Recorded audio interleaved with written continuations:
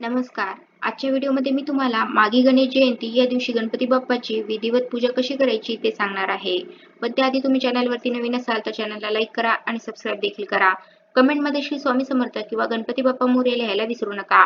मागी गणेश जयंती शनिवार दिनांक 1 फेब्रुवारी 2025 रोजी आलेली आहे. हा दिवस विनायकी चतुर्थी किंवा तिळकुंद चतुर्थी म्हणूनही ओळखला जातो. मागी गणेश चतुर्थीला गणपती बाप्पांचा जन्म झाला आहे, म्हणून माघ महिन्यातील शुक्ल चतुर्थीचा दिवस हा गणेश जयंती म्हणून साजरा केला जातो. हा दिवस गणपती बाप्पाचा जन्मदिवस म्हणून साजरा केला जातो. तर आजच्या व्हिडिओमध्ये या दिवशी गणपती बाप्पाची विधिवत पूजा कशी करायची ते सांगणार आहे. तर कशा प्रकारे आपण गणपती बाप्पाची सेवा करू शकतो ते आपण पाहूया. आणि या दिवशी विशेष करून गणपतीला कोणता नैवेद्य दाखवायचा जेणेकरून गणपती बाप्पा प्रसन्न होतील आणि तुमच्या सर्व मनोकामना पूर्ण होतील, तर ही सर्व माहिती तुम्हाला आजच्या व्हिडिओमध्ये सांगणार आहे. गणेश जयंती म्हणजे या दिवशी भगवान श्री गणेशाचा जन्म झाला आहे. गणपती बाप्पा हा विघ्नहर्ता आहे, बुद्धीचा देवता आहे. सगळ्यांना चांगली बुद्धी मिळावी, सगळ्यांच्या आयुष्यातून सर्व विघ्न दूर व्हावे यासाठी आपण गणपती बाप्पाची आराधना करत असतो.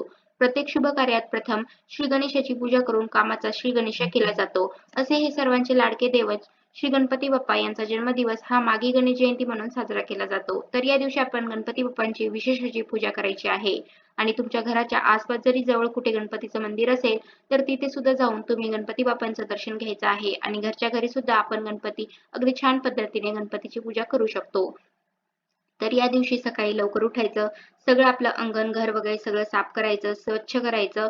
त्यानंतर घरातील फरशी स्वच्छ पुसून घ्यायची, देवघर सुद्धा आपण साफ करायचं आहे. आणि त्यानंतर रोजची देवपूजा करताना आपण मनोभावे श्री गणेशाची पूजा करायची आहे. किंवा तुम्ही वेगळा पाट किंवा चौरंग मांडून त्यावरती सुद्धा गणेशाची विधिवत पूजा करू शकता. सर्वात आधी कोणतीही पूजा करताना आपण दिवा लावत असतो, तर दिवा प्रज्वलित करायचा, दिव्याची पूजा करायची, हळद कुंकू अक्षता फूल वाहून पूजा करायची, नमस्कार करायचा.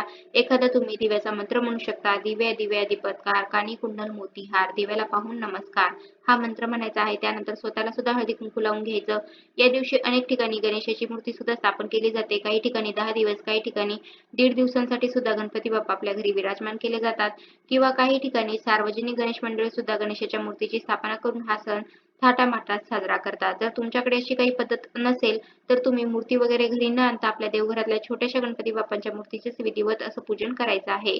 तुम्ही जर गणपतीच्या मूर्तीची स्थापना करत असाल तर कलश पूजन सुद्धा अवश्य करा. किंवा तुमच्या देवघरामध्ये जर पहिलाच कलश असेल आणि तुम्ही देवघरातल्या गणपतीचीच पूजा करणार असाल तर वेगळा कलश मांडण्याची आवश्यकता नाही. या दिवशी तुम्ही घरी गणपतीची वेगळी मूर्ती आणून बसवणार असाल तर दुसऱ्या दिवशी विसर्जन करा. आणि जर देव्हाऱ्यातलीच मूर्ती वापरत असाल तर व्रत पूर्ण झाल्यावरती देव्हाऱ्यात पुन्हा ठेवू शकता. ही पूजा करताना तुम्ही गणपतीची मातीची किंवा घरातील तांबे, पितळ, चांदीची मूर्ती पण वापरू शकता पूजेसाठी. फक्त ज्या स्त्रियांना मासिक धर्म किंवा सुतक असेल तर त्यांना ही पूजा मात्र करता येणार नाही. पूजेची सर्व तयारी, दिवा वगैरे प्रज्वलित केल्यानंतर सर्वात आधी आपल्याला गणपती बाप्पांचा अभिषेक करायचा आहे. एका प्लेटमध्ये थोड्या अक्षता आणि फुले टाकून त्यावरती गणपतीची बाप्पांची मूर्ती ठेवायची आहे. आणि गणपती बाप्पाला सर्वात आधी स्वच्छ पाण्याने, त्यानंतर पंचामृताने अभिषेक करायचा आहे. आणि अभिषेक करताना मात्र तुम्हाला अथर्वशीर्षाचं पठण करायचं आहे.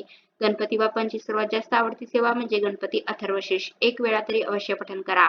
आणि जर तुम्हाला म्हणता येत नसेल तर तुम्ही YouTube वरती मोबाईलला लावून ते ऐकू शकता आणि अभिषेक सुद्धा करू शकता. किंवा वेळेअभावी किंवा काही कारणास्तव जरी हे शक्य नसेल तर तुम्ही साधा गणपतीचा मंत्र ओम गण गणपतये नमः, ओम गण गणपतये नमः या मंत्राचा पण जप करू शकता. किंवा वक्रतुंड महाकाय सूर्यकोटी समप्रभ निर्विघ्नं कुरु मे देव सर्व कार्येषु सर्वदा हा मंत्र म्हणा.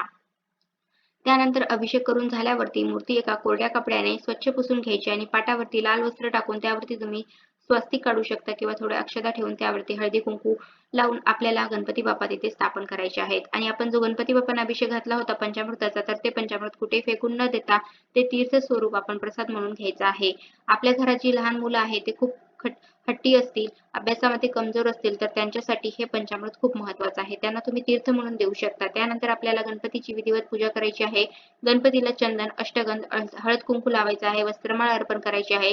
जानवे पण आपण गणपती बाप्पांना चढवू शकतो. म्हणजे या दिवशी गणपतीला बाप्पाला सर्व आवडणाऱ्या गोष्टी चढवायच्या आहेत. त्यामधील एक म्हणजे दुर्वा आणि दुसरे म्हणजे जास्वंदाचे फूल. या दोन्हीही गोष्टी तुम्ही गणपतीला अतिशय प्रिय आहे, त्यामुळे तुम्ही हे अर्पण करू शकता. त्यामुळे जर एक जरी जास्वंदाचं फूल तुम्हाला या दिवशी मिळालं तर गणपतीला आवर्जून वाहा. आणि दुर्वा म्हणल्या तर त्या कुठेही मिळतात. तर 21 दुर्वांची जोडी आपल्याला या दिवशी गणपतीला आवर्जून ठेवायची आहे. कारण मातृदेवता ही 21 असते आणि गणराया हा मातृप्रिय असल्याने त्याला 21 दुर्वा वाहायला सांगितलेले आहे. त्यामुळे या दिवशी आवर्जून त्यांना 21 दुर्वांची जुडी आणि एखादं तरी जास्वंदाचं फूल नक्की अर्पण करा. कारण त्यांच्या वाढदिवसाच्या दिवशी जर आपण गणपती बाप्पांना अशा सर्व त्यांच्या आवडणाऱ्या गोष्टी चढवल्या तर ते तुमच्यावरती नक्की प्रसन्न होतील. त्यामुळे या दिवशी आपल्याला गणपती बाप्पांची जास्तीत जास्त सेवा करायची आहे. अथर्वशीर्ष तुम्ही 21-11 वेळा म्हणू शकता. त्याबरोबरच गणपती बाप्पांच्या मंत्राचा जास्तीत जास्त वेळा जप करू शकता आणि सर्व पूजा झाल्यानंतर गणपतीला आपल्याला विशेष असा नैवेद्य दाखवायचा आहे. या दिवशी गणपती बाप्पांना नैवेद्यामध्ये तिळाचा समावेश असणाऱ्या पदार्थांचा नैवेद्य दाखवायचा आहे. मग या दिवशी बाप्पांच्या आवडीचे मोदकही तुम्ही तीळ आणि गुळाच्या मिश्रणाचे करू शकता. प्रत्येक वेळी आपण गणपतीची पूजा केली की गुळ खोबऱ्याचा नैवेद्य किंवा मोदकाचा नैवेद्य दाखवतो. पण या दिवशी या चतुर्थीला गणपतीला तिळाच्या मोदकांचा नैवेद्य दाखवायचा आहे किंवा तिळाचे लाडू किंवा तिळगुळचा पण नैवेद्य दाखवू शकता.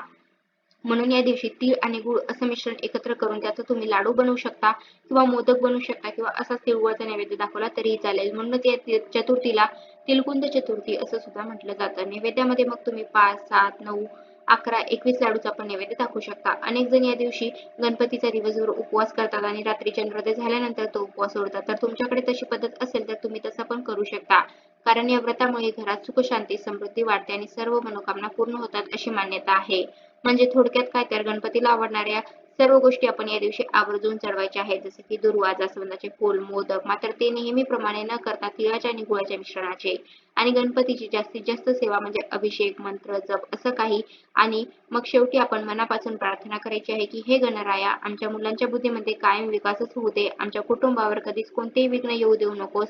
कारण गणेशांना बुद्धी आणि ज्ञानाची देवता मानले जाते, विघ्नहर्ता मानले जाते. त्यामुळे आपण गणपती बाप्पांकडे बुद्धी मागायची आहे, विघ्न न येण्यासाठी प्रार्थना करायची आहे. या दिवशी तुम्ही गणपतीची खूप मनोभावे पूजा केली तर गणपती बाप्पा तुमच्यावरती नक्की प्रसन्न होतील आणि तुमच्या सर्व मनोकामना पूर्ण होतील.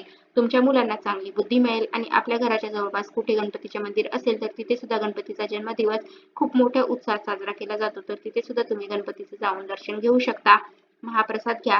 अशा प्रकारे श्री गणेशाचा जन्मदिवस तुम्ही खूप छान पद्धतीने साजरा करू शकता. गणपती बाबा तुमच्यावरती नक्की प्रसन्न होतील. कसा वाटला तुम्हाला माझा आजचा व्हिडिओ कमेंट करून नक्की सांगा. धन्यवाद.